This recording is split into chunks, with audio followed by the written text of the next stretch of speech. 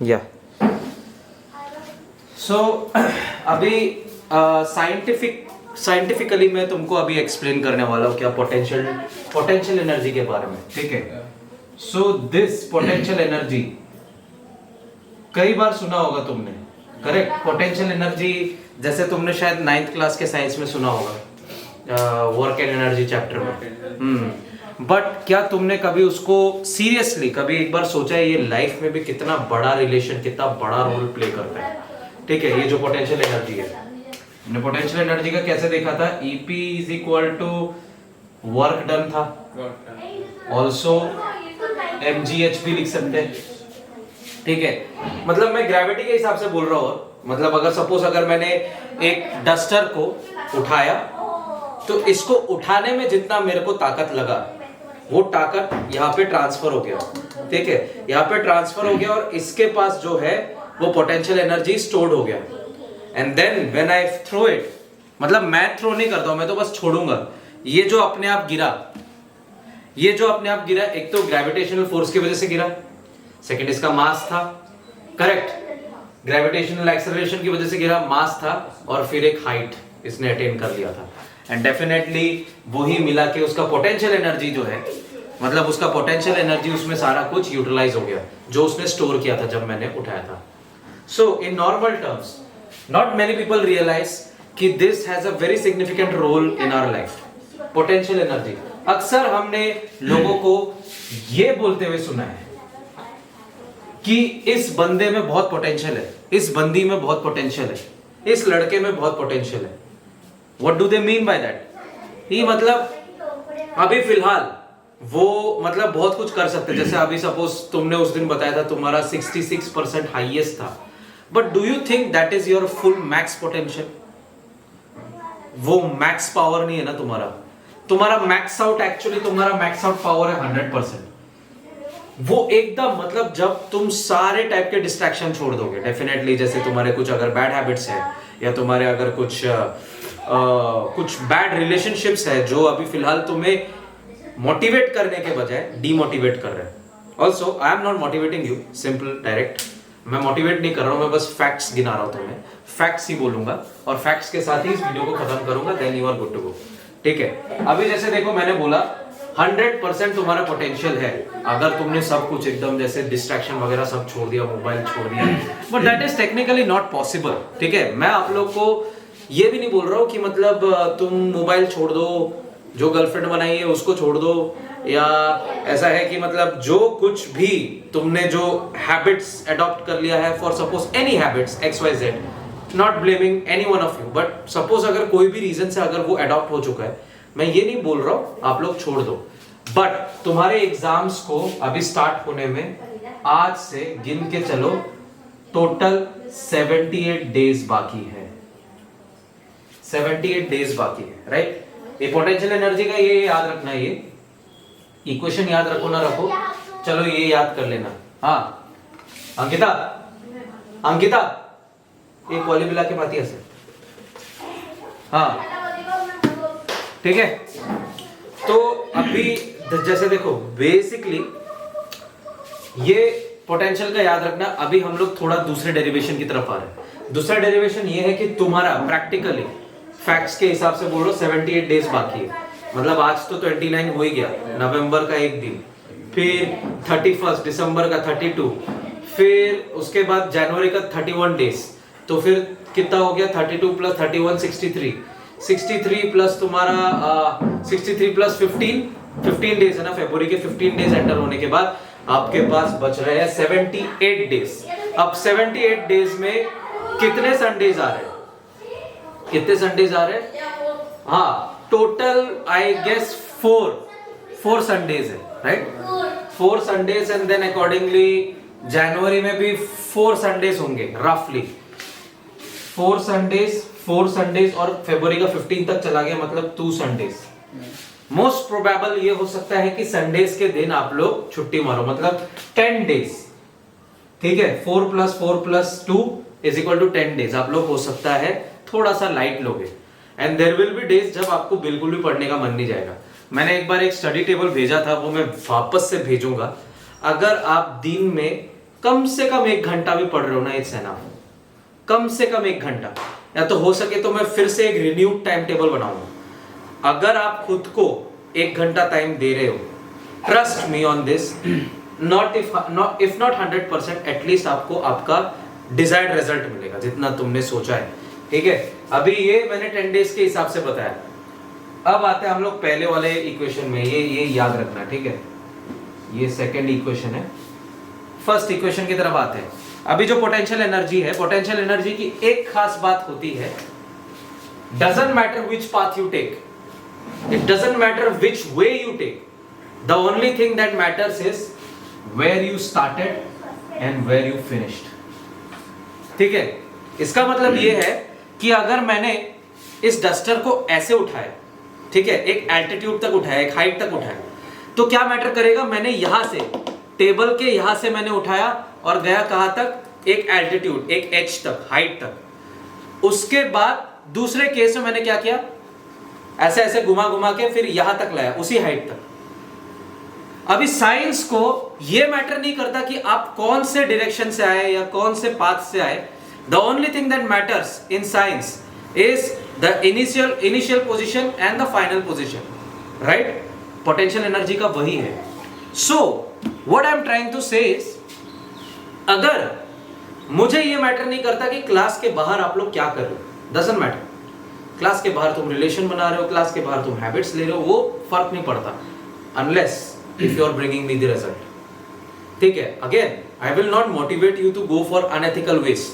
Unethical ways नहीं होने चाहिए। ऑब्वियसली आप कुछ गलत तरीके से अगर मार्क्स ला रहे हो, that is also not supported, क्योंकि उनका जो सक्सेस रेशियो कम होता है और सक्सेस मिल भी जाता है तो उनका एज कम होता है। They can not enjoy the success for long, ज्यादा देर तक एंजॉय नहीं कर सकते जो स्कैम वैम करते हैं। So basically what I am trying to say is, bad habits छोड़ो, चीटिंग छोड़ो, लेकिन हाँ डेफिनेटली ये जो रिलेशनशिप फैक्टर है, जो रिलेशनशिप फैक्टर है वो सेकेंड इक्वेशन में आता है। 78 डेज के लिए पॉज हो सकता है, just for your sake, not for me. 78 days के लिए पॉज हो सकता है, और इसका दूसरा फायदा ये है कि 78 डेज के लिए अगर आपका रिलेशनशिप मान गया वो पॉज के लिए, विच मीन्स ही और she truly deserves your time and love, time love and efforts. लेकिन अगर वो लड़की या वो लड़का 78 डेज में आपके बिना डिस्ट्रैक्ट हो रहे हैं, so anyway that person was not worth it. ठीक है, that person was not worth it. But again 78 days के हिसाब से अभी मैंने बस बोला है कुछ कुछ चीजों को आपको बस पॉज रखना है, क्योंकि अभी coming back to the first equation, the only thing that matters is initial position, the starting point and the final position, the ending point. लोगों को ये याद नहीं रहेगा आपके सक्सेस के बाद, डेफिनेटली आपके सक्सेस के बाद लोगों को ये याद नहीं रहेगा कि आपने क्या क्या करके मार्क्स लाया है। वो क्या याद रखेंगे कि यार पोवाली तू मैंने 66% होता है, इतिया कोर पूरा कोत आई गोल एकदम, मैंने एकदम बहुत तरक्की किया उसमें, ये बोलेंगे, है ना। आप कहाँ से शुरू हुए, कहाँ पे फिनिश हुए, लोग वो बोलेंगे। क्या रास्ता अपना है, नॉर्मली लोग फोकस नहीं करेंगे। बट अगर फेल हुए तो ना ये देखेंगे ना ये देखेंगे, क्या देखेंगे, the bad habits that you inculcated in the middle of the way. ठीक है, तो समझ रहे हो ना, पूरा साइंटिफिकली मैं तुमको समझा रहा हूं। देयर इज नथिंग खादू को था हियर, कुछ भी मैं कहानी नहीं सुना रहा हूं, सब फैक्ट्स है with derivation, simple derivation of life. ठीक है, अभी मैंने तुमको बोला बैड हैबिट्स जो लोग गिनेंगे if you are failed suppose, and obviously आप फेल तो होने नहीं वाले। ठीक है, आप फेल होने नहीं वाले। और कल जैसे मैंने बताया था, कल थे या नहीं थे, कल थे, मैंने वो पास रेशियो बताया था, नहीं बताया था, चलो मैं बता देता हूँ उसका भी। देखो अभी थर्ड डेरिवेशन आएगा, देखो फाइनल पॉइंट में कंक्लूजन जब आएगा ना, आई होप इस क्लास के बाद तुम्हारा जो व्यू है लाइफ को लेके थोड़ा सा बदलेगा। ठीक है, I am trying to make you 1% smarter each passing day. I hope I am trying to build a good habit in my students.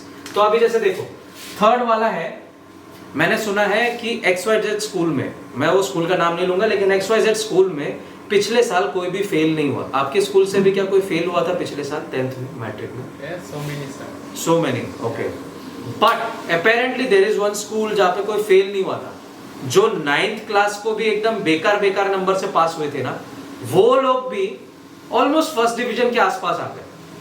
And the sad part about our places कि यहाँ पे फर्स्ट डिवीजन 60% को ही मान लेते हैं, but in our standard 60% is for the weaks, 60% is for the weaks, and I don't consider them the max potential.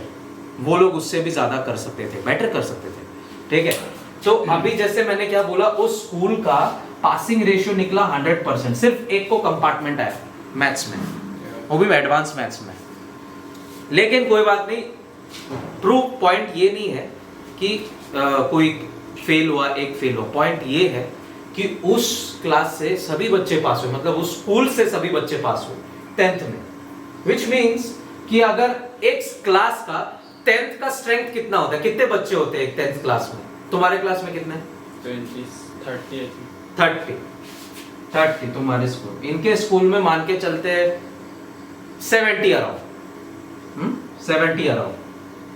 अभी किसी school में मान के चलते 100, मतलब ये पूरे east side of Naugaon, east side of Naugaon, हाँ, नौगांव डिस्ट्रिक्ट का जो ईस्ट साइड है, ये हिसाब से अगर हम देखें तो हर साल कितने बच्चे मैट्रिक देते हैं? मान के चलो और कम ही नंबर लगा रहा हूं, लेकिन 600 बच्चे अगर दे रहे, इससे तो ज्यादा ही देते हैं, लेकिन 600 में मान के चलता हूं, लीस्ट पॉसिबल नंबर ले रहा हूं। अभी सपोज 600 बच्चे अगर अपीयर करते हैं मैट्रिक एग्जाम, अगर हर एक पास हो जाता है, हर एक बच्चा अगर पास हो जाता है, तो 600 out of 600, but that was, I was talking about Naugaon east, west, north, south तो बाकी, तो वहां से कितने कितने आएंगे? 600 मतलब कितने total? 2400 people will pass out only from Naugaon, only from Naugaon. Suppose Naugaon has some certain institution जो 11th 12th पढ़ाते हैं, ज्यादा से ज्यादा कितने? मैंने 3 सुने, रामानुजन, दशवानी, कोलम-कपिली, हाँ 11th 12th का, और 5-6 ले लो। अभी एक बात बताओ, इन सब कॉलेजेस में 11th क्लास को एकोमोडेट करने के लिए, सेम जैसे तुम लोग का क्लास का स्ट्रेंथ था ना, इन सब कॉलेजेस और स्कूल में 11th क्लास को एकोमोडेट करने के लिए ईच के पास कितना होगा?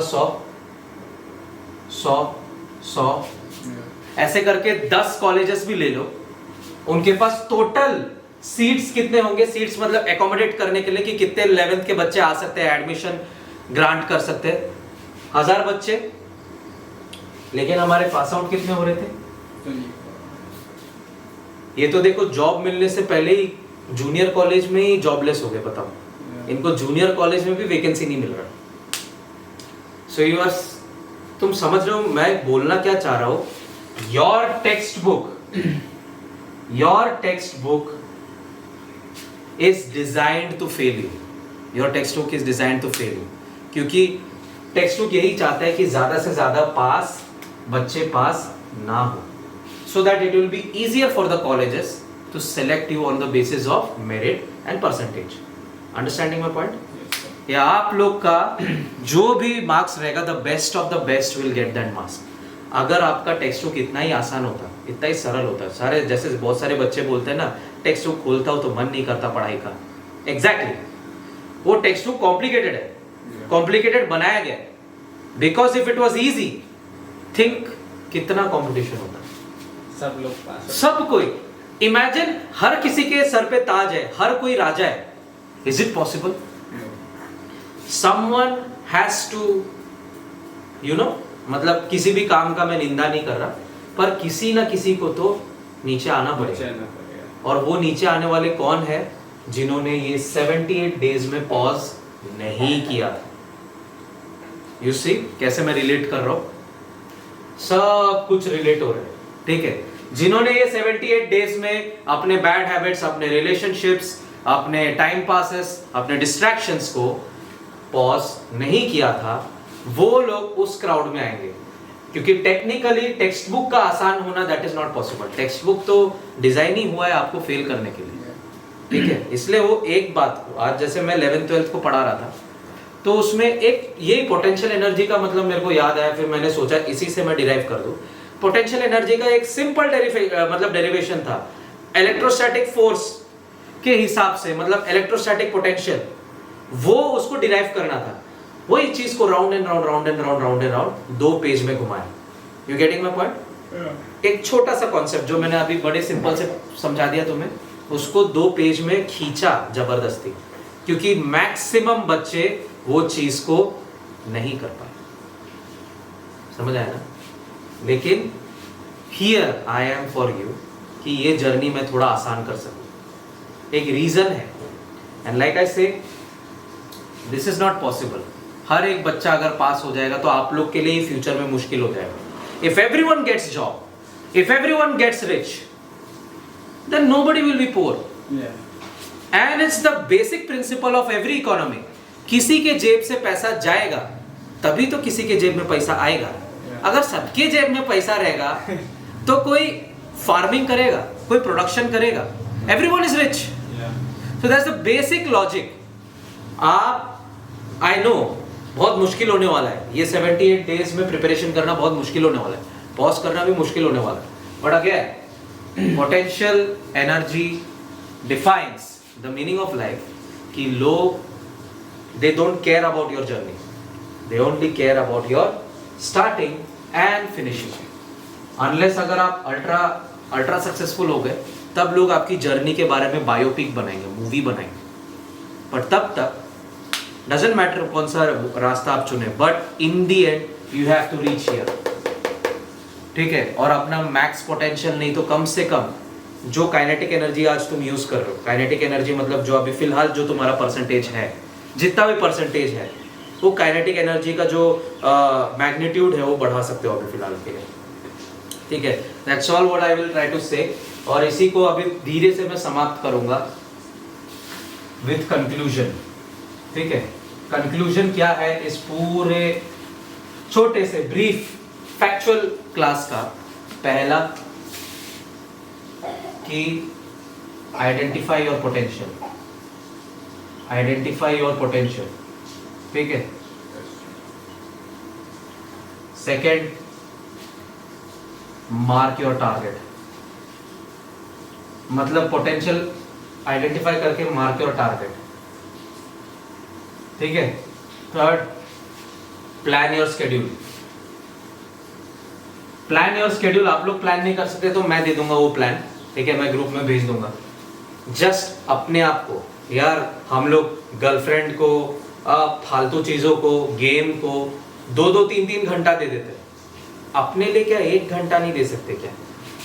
ठीक है, 1 घंटा, ठीक है। प्लान योर शेड्यूल, ठीक है, because only 78 days are left. अपने आप को प्लीज 1 घंटा दो शुरू में, then slowly we will increase the intensity, ठीक है। इस चीज का हम लोग वो फ्रीक्वेंसी ज्यादा बढ़ा देंगे, जो फिर धीरे धीरे 2, 3, 4 घंटा हो सकता है, correct. Then fourth, plan your schedule. Then उसके बाद अभी चौथा वाला जो हमारा आता है, text books are born confusing, are born confusing, are made to confuse you, but take it as a challenge, take it as a challenge. Lastly, not everyone can be a king. मैं ये बोल सकता हूँ, if you are okay being the kingdom, that's fine. और kingdom में भी if you are okay to be the lowest position in the kingdom, then it's fine. मैं किसी को इंसल्ट नहीं कर रहा, बट आप एक नॉर्मल आदमी के एफर्ट्स डाल के एक एक्स्ट्रा ऑर्डिनरी लाइफ नहीं जी सकते। आप एक नॉर्मल पॉन, एक नॉर्मल लेबर का एफर्ट्स डाल के आप किंग लाइफ नहीं जी सकते। रिमेंबर दिस पॉइंट, ठीक है। And that's what I will wrap up it with. That's it for the day. तुम जा सकते हो. आई होप बोर नहीं हुए. मैं एक स्केड्यूल भेज दूंगा